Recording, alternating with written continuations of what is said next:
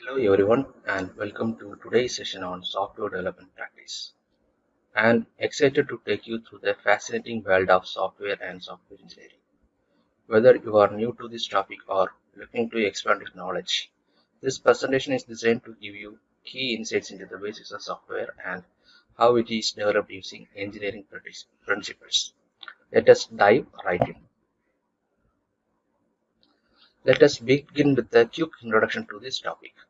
In this session, we will explore the fundamental concept of software, looking at the different types of software and introduce software engineering as a discipline. By the end of this video, you will have a clearer understanding of why software is such an essential component of modern computing and how software engineering ensures the development of high quality software products. So, what exactly is software? Simply put, software is a collection of instructions that tells a computer what to do. It includes programs, procedures, and routines that allow us to interact with hardware and perform tasks. Think of it like this. While hardware is the physical computer itself, software is what makes it useful. Some examples of software include operating systems like Windows, applications like Microsoft Word, and even video games. It is what makes your device come to life. Now, have you ever wondered where the term software comes from? It didn't just appear out of nowhere. In fact, the term software was coined by John Wilder Tuckey, an American mathematician best known for his contribution to the field of statistics and for developing the fast Fourier transform algorithms. He was also responsible for coining another important term, bit. Tuckey was the first to publish the word software back in 1950s, helping define this intangible yet essential component of computing. So, what makes software so unique compared to other products? First, it is engineered, not manufactured. Unlike physical goods that are produced in a factory, software is developed through an engineering process, making it both flexible and customizable. Another interesting characteristic is that software does not wear out. It doesn't degrade over time like hardware. Finally, we now have more standardized components. Most software is still custom built to meet specific user needs. Let us now move on to the different type of softwares. Software can be broadly categorized into different types.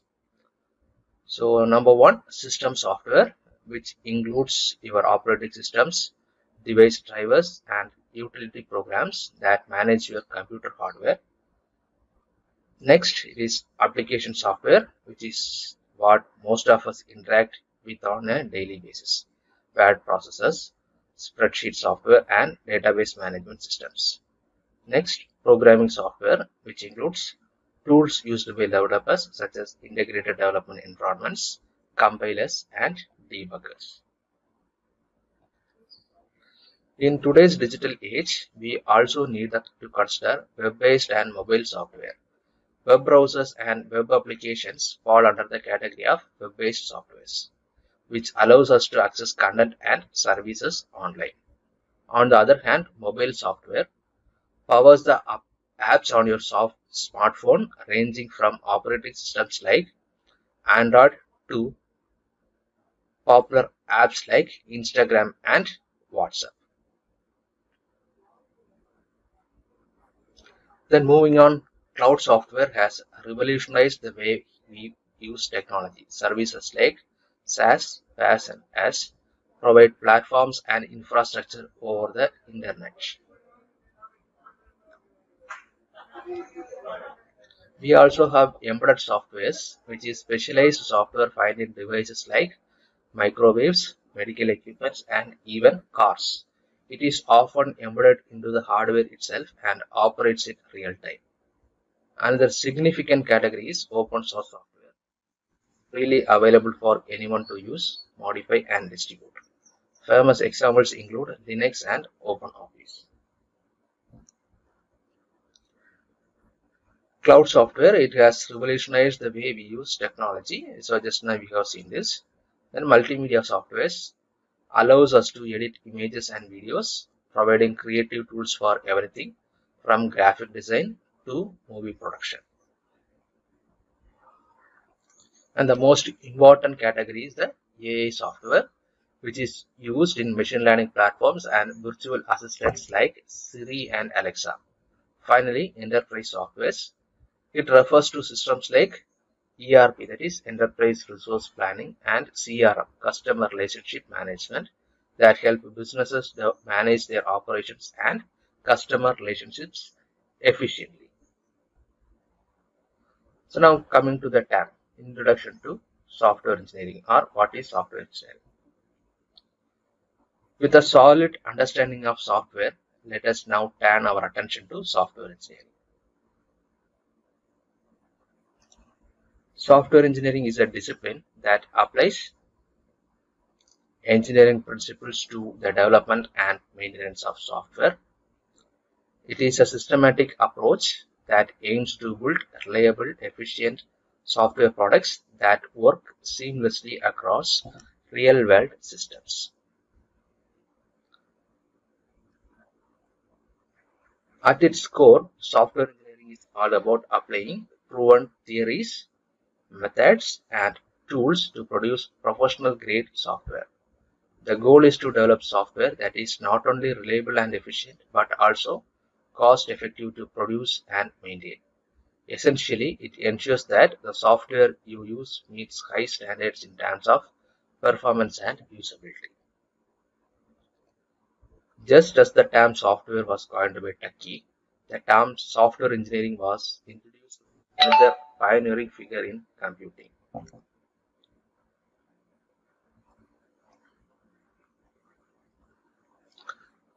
Margaret Hamilton, who coined the term software engineer.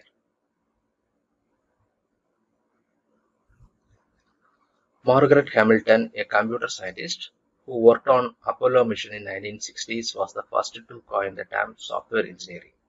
She believed that software development deserved the same level of recognition and respect as other branches of engineering, and rightly so, given the complexity of building reliable systems that work in real-time environments like space missions. The goal of software engineering are clear.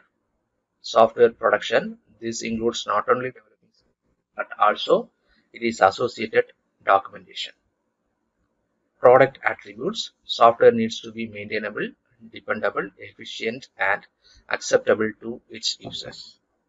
Process guidelines, these are the models, rules, and best practices that guide how software should be developed.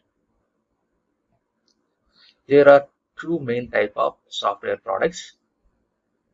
Number one, generic products, which are sold on open market like Microsoft Office. Number two, customized products, which are tailor-made for specific customers or businesses, ensuring the software fits their exact requirements. So, how does software differ from hardware? Well, software is intangible. It is a set of instructions that makes the hardware function. On the other hand, hardware is the physical component, like the computer itself, that degrades over time, but is essential for executing software. Now, why is software engineering so important? So it helps ensure that software is developed and cost-effective manner, while also ensuring scalability, reliability, and ease of maintenance. Software engineering helps us manage the complexity of large systems and minimizes the risk associated with software development. In conclusion, software is the backbone of modern computing, and software engineering ensures that we develop high quality, reliable products that meet needs.